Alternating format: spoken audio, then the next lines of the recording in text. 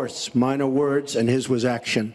His was what he's done to women. There's never been anybody in the history of politics in this nation that's been so abusive to women. So you can say any way you want to say it, but Bill Clinton was abusive to women. Hillary Clinton attacked those same women and attacked them viciously. 4 of them are here tonight. One of the women, who is a wonderful woman, at 12 years old, was raped at 12. Her client, she represented, got him off, and she's seen laughing on 2 separate occasions, laughing at the girl who was raped. Kathy Shelton, that young woman, is here with us tonight. So don't tell me about words. I apologize for those words. But it is things that people say. But what President Clinton did, he was impeached. He lost his license to practice law. He had to pay an $850,000 fine to one of the women, Paula Jones, who's also here tonight. And I will tell you that when Hillary brings up a point like that, and she talks about words that I said 11 years ago, I think it's disgraceful, and I think she should be ashamed of herself, if you want to know the truth. Can we please hold the applause? Secretary Clinton, you have 2 minutes. Well, first, let me start by saying that so much of what he's just said is not right, but he gets to run his campaign any way he chooses. He gets to decide what he wants to talk about.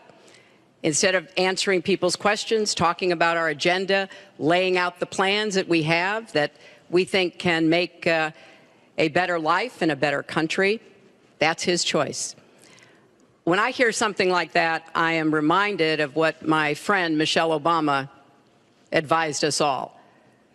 When they go low, you go high. And look, if this were just about one video, maybe what he's saying tonight would be understandable.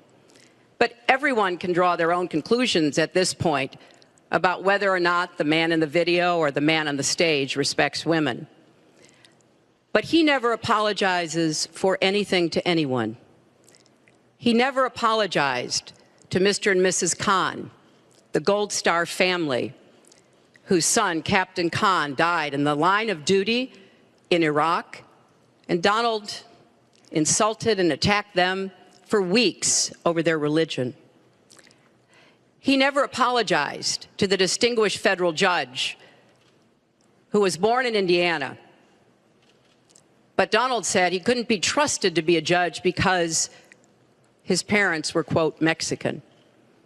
He never apologized to the reporter that he mimicked and mocked on national television, and our children were watching.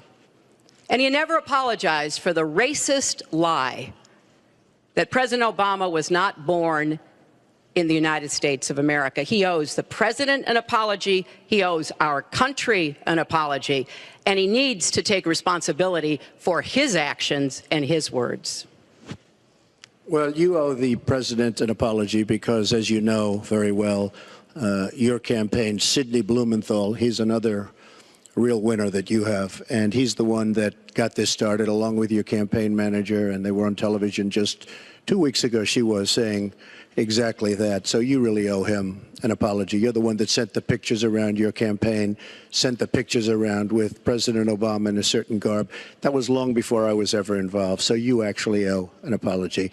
And number 2, Michelle Obama. I've gotten to see the commercials that they did on you. And I've gotten to see some of the most vicious commercials I've ever seen of Michelle Obama talking about you, Hillary. So you talk about friend, go back and take a look at those commercials. A race where you lost, fair and square, unlike the Bernie Sanders race where you won, but not fair and square, in my opinion. And all you have to do is take a look at WikiLeaks and just see what they said about Bernie Sanders and see what Deborah Wasserman Schultz had in mind, because Bernie Sanders, between superdelegates and Deborah Wasserman Schultz, he never had a chance. And I was so surprised to see him sign on with the devil. But when you talk about apology, I think the one that you should really be apologizing for, and the thing that you should be apologizing for, are the 33,000 emails that you deleted and that you acid washed. And then the 2 boxes of emails and other things last week that were taken from an office and are now missing. And I'll tell you what, I didn't think I'd say this, but I'm going to say it. And I hate to say it. But if I win, I am going to instruct my Attorney General to get a special prosecutor to look into your situation, because there has never been so many lies, so much deception. There has never been anything like it. And we're going to have a special prosecutor. When I speak, I go out and speak. The people of this country are furious. In my opinion, the people that have been long-term workers at the FBI are furious. There has never been anything like this where emails and you get a subpoena, and after getting the subpoena, you delete 33,000 emails. And then you acid wash them, or bleach them, as you would say, a very expensive process. So we're going to get a special prosecutor, and we're going to look into it, because you know what? People have been, their lives have been destroyed for doing 1/5 of what you've done. And it's a disgrace. And honestly, you ought to be ashamed of yourself. Secretary Clinton, I want to follow up on that. I'm going to let you talk about emails. Because everything he just said is absolutely false, but I'm not surprised. Really? In the first debate, the audience needs to calm down here. I told people that it would be impossible to be fact-checking Donald all the time. I'd never get to talk about anything I want to do and how we're going to really make lives better for people. So once again, go to HillaryClinton.com. We have literally Trump. You can fact-check him in real time. Last time at the first debate, we had millions of people fact-checking, so I expect we'll have millions more fact-checking because, you know, it's just awfully good that someone with the temperament of Donald Trump is not in charge of the law in our country. Yeah, because you'd be in jail. Secretary Clinton.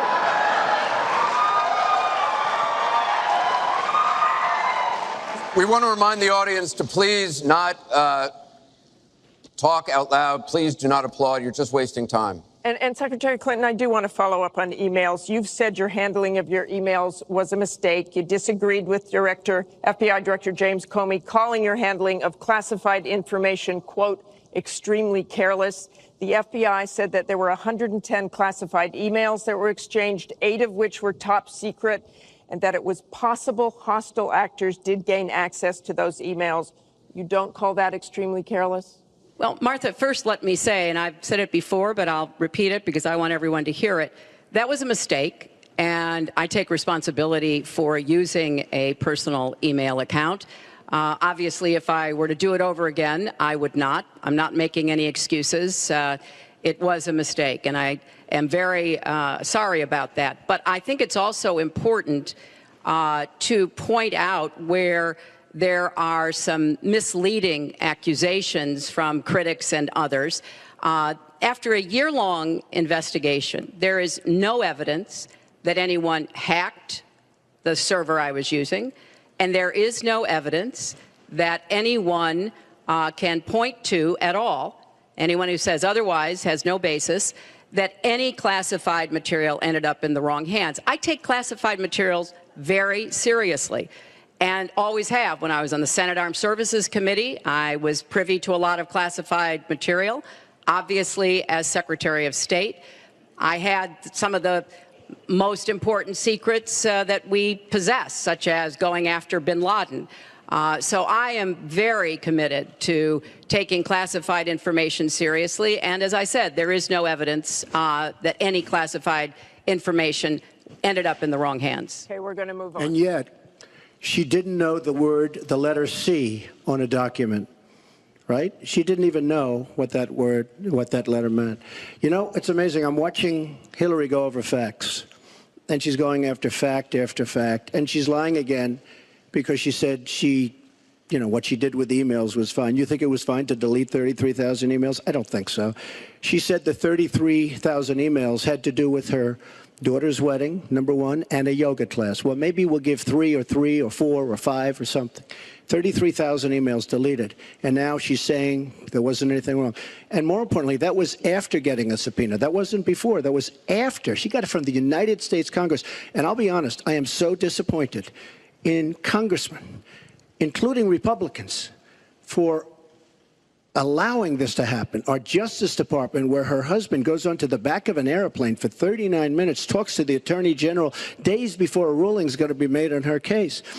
But for you to say that there was nothing wrong with you deleting 39,000 emails, again, you should be ashamed of yourself, what you did. And this is after getting a subpoena from the United States Congress. We have to move on. Secretary Clinton, you can respond, and then we got to move on. We want to give the audience a chance you'd be put in jail, let alone after getting a subpoena from the United States Secretary Congress. Clinton, you can respond. Then we have to move on to an audience question. Look, it's just not true. And so please you didn't delete them? Allow her to respond, please. Personal emails, not official. 33,000? Yeah. Well, we turned over 35,000. So it was. What about the other 15,000? Please allow her to respond. She didn't talk while you talked.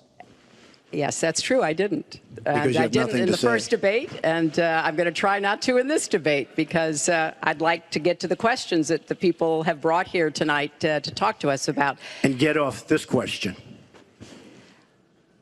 Okay, Donald, I know you're into big diversion tonight, anything to avoid talking about your campaign and the way it's exploding and the way Republicans are leaving you. But let's at least focus on some of the issues that people care about tonight. Let's get to their questions. We have a question here from Ken Karpowitz. He has a question about health care. Ken? I'd like to know, Anderson, why aren't you bringing up the emails? I'd like to know. Why aren't you getting brought up to the bottom? emails. No, it hasn't. It hasn't. And it hasn't been finished at all. Ken Karpowitz has a question. It's nice to 1-on-3. Thank you. Affordable Care Act, known as Obamacare, it is not affordable. Premiums have gone up, deductibles have gone up, co-pays have gone up, prescriptions have gone up, and the coverage has gone down. What will you do to bring the costs down and make coverage better? That first one goes to Secretary Clinton because you started out the last one to the audience. If he wants to start, he can start. No, go ahead, Donald. No, I'm a gentleman, Hillary. Go ahead. Secretary Clinton?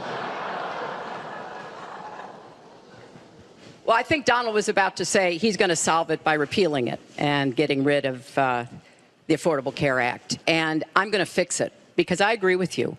Premiums have gotten too high, co-pays, deductibles, prescription drug costs. And I've laid out a series of actions that we can take to try to get those costs down. But here's what I don't want people to forget when we're talking about reining in the costs, which has to be the highest priority of the next president. When the Affordable Care Act passed, it wasn't just that 20 million people got insurance who didn't have it before, but that in and of itself was a good thing. I meet these people all the time, and they tell me what a difference having that insurance meant to them and their families. But everybody else, the 170 million of us who get health insurance through our employers, got big benefits. Number one, insurance companies can't deny you coverage because of a pre-existing condition. Number two, no lifetime limits, which is a big deal if you have serious health problems. Number three, women can't be charged more than men for our health insurance, which is the way it used to be before the Affordable Care Act. Number four, if you're under 26 and your parents have a policy, you can be on that policy until the age of 26, something that didn't happen before. So I want very much to save what works and is good about the Affordable Care Act. But we've got to get costs down. We've got to provide some additional help to small businesses so that they can afford to provide health insurance. But if we repeal it, as Donald has proposed, and